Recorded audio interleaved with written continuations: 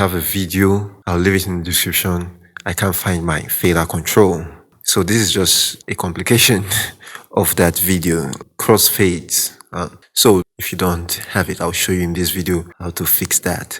But if you're using FL Studio 2, it was called Fruity Loop that time. Or if you're using FL Studio 4 also, you won't have this. Upgrade, man, upgrade.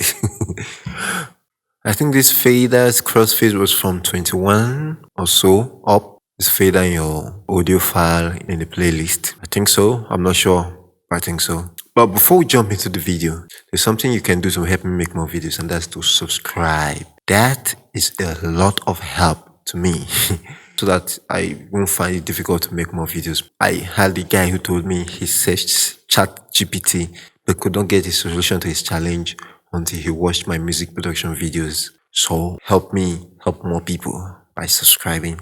So let's jump in it. So this is what you do. You come here, this place says show fade editing controls. Okay.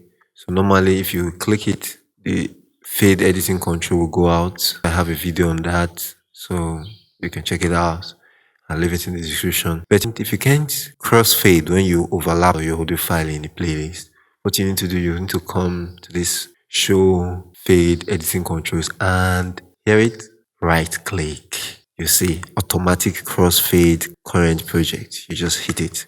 Then when you come back, you see crossfade going on smoothly. Nice. So once I overlap the audio, crossfade. Let me just play it. So before, without this, I right click there and I remove the automatic crossfade fades. So what will happen is this, let me play it.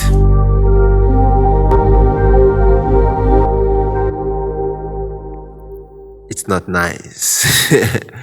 But when I put it back, right click, come, see, crossfade now.